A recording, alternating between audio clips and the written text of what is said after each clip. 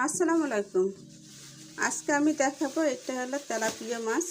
আর tilapia মাছগুলো বড় ছিল, তার জন্য মাঝখান থেকে কেটে নিয়েছি। আর এই মাছের আজকে রেসিপিটা দেখাবো অন্যভাবে।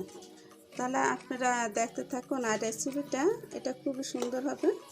এই রেসিপিটা একবার যে বানিয়ে খাবে তারও আর কি ইচ্ছে করবে যে আমি এই রেসিপিটা আবার একটু বানিয়ে খেয়ে দেখি।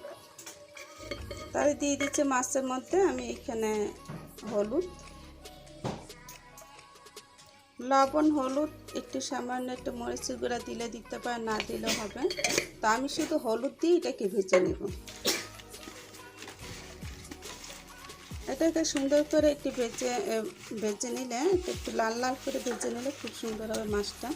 আর কাঁচা কাঁচা থাকলে এটা কিন্তু ভালো লাগে না। তা মাছের মধ্যে যা দিব সেগুলো আমি দেখাচ্ছি। এখানে আছে ধনিয়া, জিরা, একসাথে রসুন, পেঁয়াজ একসাথে, আর এটা হলো আদা। আর এইখানে আছে আপনার সরিষা দানা, যেটা আপনারা সাদা সরিষা বলে সেটা।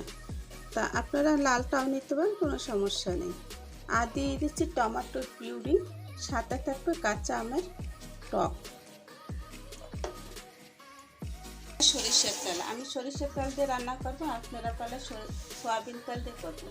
তাই দিয়ে দিচ্ছি মাছ।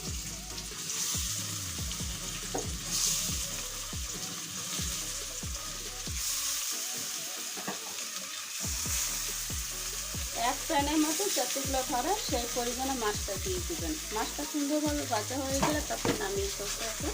একটা মশলা বানিয়ে নিচ্ছি, যে মশলাগুলো পেস্ট করা সেগুলো একসাথে বানিয়ে নিচ্ছি।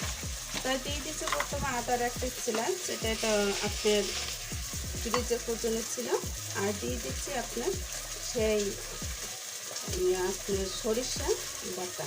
সরিষা বাটার সাথে কিন্তু কাঁচামরিচটা অবশ্যই দিলাম, তো আমি কাঁচামরিচ এটার সাথে দিয়ে নিচ্ছি। তো একসাথে এভাবে করে মেখে যদি আপনারা করেন তাহলে কিন্তু সবচেয়ে ভালো হয়। আর দিয়ে দিচ্ছি এখানে পেঁয়াজ বাটা আর আপনার ধনে জিরে একসাথে।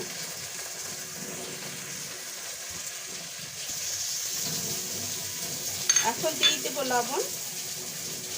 লবণটা বুঝে শুনে দেবেন, এটা লবণ বুঝে শুনে ভালো হবে দিলে।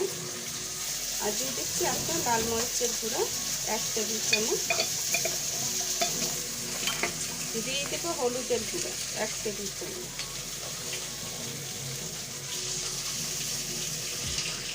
এক টেবিল দেবেন না বন্ধুরা, সরি আমি ভুলে আর কি আপনাদেরকে বললাম যে 1 টেবিল চামচ। এটা না আপনার যতটুকু মাত্রা দরকার সেই অনুসারে আপনারা দেবেন আর কি। আর দিয়ে দিচ্ছি টমেটোর পিউরি। তা আমি একসাথে কষিয়ে এগুলো রান্না করবো। টমেটো পিউরিটা এখন দিলেও হয় বা পরবর্তীতে দিলেও হয়, তা আমি একসাথে সব করে দিব। এখন সব একসাথে মিক্সার করে একটা মশলা বানিয়ে নিলাম। আর এই মশলাটা একটা স্পেশাল মশলা। এর মধ্যে যদি আপনারা অন্য কোনো মশলা দিতে চান তাও দিতে পারেন, কোনো সমস্যা নেই। তা মশলা এটা রেডি হয়ে গেল। মাছ যেটা আমার কমপ্লিট একটা ভাজা আর কি, একসাথে ভাজা হয়ে গেছে, অন্য একটা উঠিয়ে দিচ্ছি।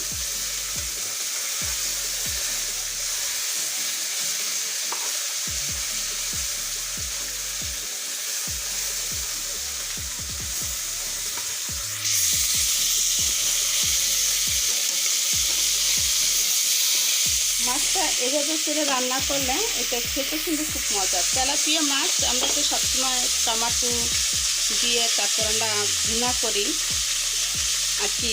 আমরা যেভাবে আজকে রান্না করবো সেটা হলো আলাদাভাবে।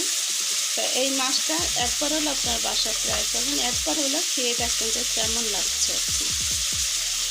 তা উঠিয়ে ফেললাম, মাছ ভাজা শেষ, তা উঠিয়ে ফেললাম। এখন দিয়ে দিচ্ছি পেঁয়াজ কুচি। আপনারা যদি পেঁয়াজ কুচি না দিতে চান তাহলে স্কিপ করতে পারেন, মানে পেঁয়াজ কুচিটা দিয়ে রান্না করলে আরও টেস্টটা আর কি বাড়িয়েছিলেন। তা আমি যেভাবে রান্না করতেছি আপনারা যদি খেয়ে তুলনা যদি রান্না করেন তাহলে আরও ভালো হবে। এর মধ্যে পারলে বাদাম দিতে পারেন, আর কি আপনি যদি সরিষা না দিতে চান তাহলে বাদাম দিতে পারবেন। দিয়ে দিচ্ছি লবণ। এমনি আমরা পেস্ট করার সময় লবণ দিয়েছি, তাই একটু লবণ দিয়ে দিলাম সামান্য। তো এখন পেঁয়াজটা যতক্ষণ আর কি লাল না হবে ততক্ষণ এরকম করে রান্না করে নেব। এখন দেখুন পেঁয়াজটা কিন্তু লাল হয়ে যাচ্ছে। আর এই পেঁয়াজটা লাল কালার হয়ে আসলে তারপর আমি দিয়ে দেবো যে মশলা, যে মশলাটা একসাথে সব মিক্সার মশলা একসাথে করে নিয়েছি সেটা এখন দিয়ে দিচ্ছি সেই মশলাগুলো।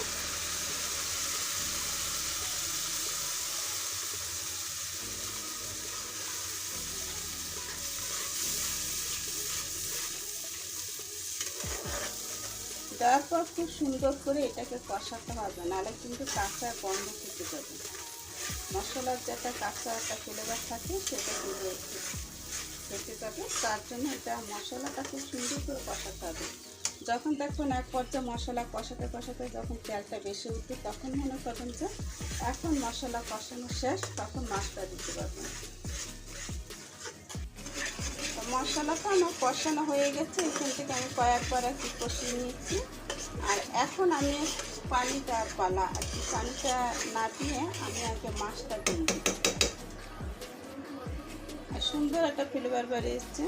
আপনারা যদি এভাবে রান্না করেন তাহলে নিশ্চয়ই এরকম হবে, আর খেতে কিন্তু খুব অসম্ভব মজা। একবার হলে বাসায় ট্রাই করে দেখবেন। তা এখন আমি পানি দিয়ে দেবো, কি আগে দেখো পরে দেয় আর কি পানিটা। তা আমি পানিটা যে অনুসারে দিব সেই অনুসারে মাছ করে আর কি দিয়ে দিব। এখন পানিটা দিয়ে দিচ্ছি, যে মশলার পানিগুলো ছিল আর কি মাছটা সেটার মধ্যে পানি নিয়ে নিলাম। পানিটা একটু সামান্য এই পানিটাই আমার দরকার। আর আগে যদি পানি দিতাম তাহলে অনেক বোঝা যেত না, তার জন্য আমি পানিটা এভাবে করে দিয়েছি। আপনারা দিয়ে তারপর দিবেন, অসুবিধা নেই। তা এখন আমি মাছটা সুন্দর মতো হয়ে গেল দেওয়া পানি। আর এইখানে দিয়ে দেবো কয়েকটা কাঁচা আর কি মরিচ ছিঁড়া, আর দিয়ে দেবো আপনার দুটো সামনে, যার যতটুকু আমার দরকার হয় সেই পরিমাণটা দিয়ে দেবেন। বেশি দিলে কিন্তু একেবারে টক লাগবে। তা আমি কিন্তু বেশি একটা দিলে 4 পিস দিয়েছি, আবার রেখে দিয়ে। তা এখন ডেকে রাখবো, এটা হয়ে যাবে তখন পরিবেটা খাবো। আর হওয়ার আগে এইখানে একটু ধনে জিরার গুঁড়োটা দিয়ে দিবেন, তাহলে কিন্তু টেস্টটা আরও বাড়িয়ে তুলবে। যেহেতু আমার কাছে ধনে পাতা নাই তাই ধনে পাতা দিলাম না, জিরিয়ে দেবো।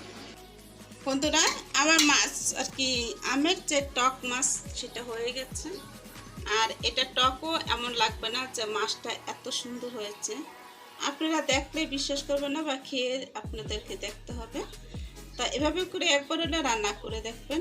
তাহলে আমি আজকের মতো বিদায় নিচ্ছি বন্ধুরা, আল্লাহ হাফেজ।